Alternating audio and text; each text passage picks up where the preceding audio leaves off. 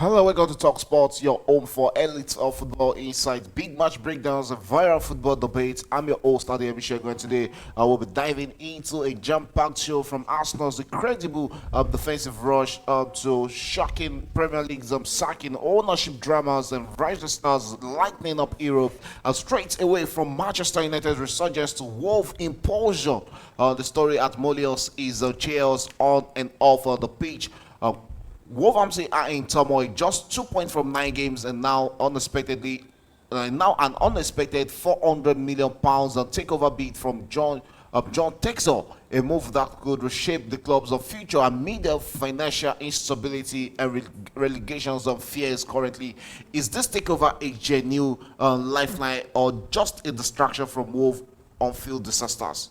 One of the best league in the world to invest is the Premier League, where you get to make money, return on investment, and it is always lucrative to get a club in the Premier League. And when you see clubs, mostly they come for clubs that Bless you. really having challenge. When Manchester United sold part of the shares, it was when they were actually on the downward trend. So I think that's what is happening to Wolves. So it is business. If the offer is sweet enough for the owners, they can take it. Well, something like it's Chelsea, that was a scary game today out Yeah. here. I was in the studio and I was almost having my Yes. my tongue in my throat all that night. Although I'm not a Chelsea fan, but We know you emotions, are. emotions just come in sometimes. But still on Wolverhampton.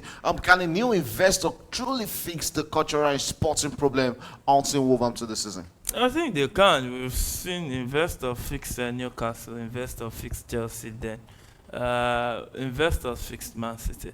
So it's about how much you are willing to give.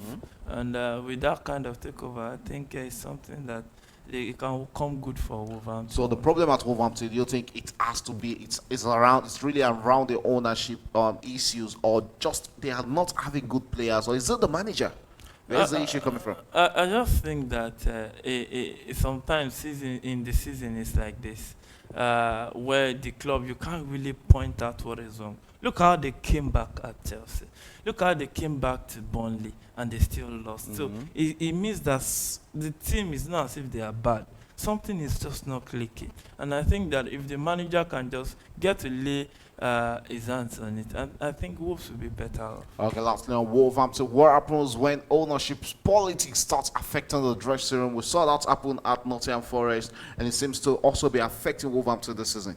Yeah, you cannot take away politics from football.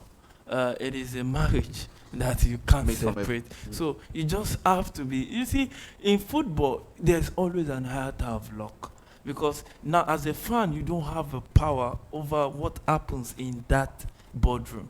And it's very important. Now, look at it. Yes, they recruited, but have they recruited enough? And I think the board has done well, because for them to keep a hold of Lassen, it means that they have intention to do something this season, because the offer came in for Lassen from Newcastle and they were willing to pay very well, and they still held on to him and brought in Tolu Arokodare from the Belgian league, which was the highest scorer in that league. So it shows a signing of intent that they really want to compete. And I think that over time, I think like Nottingham Forest did when they came back to the league, struggling rock bottom, and they found their way back up.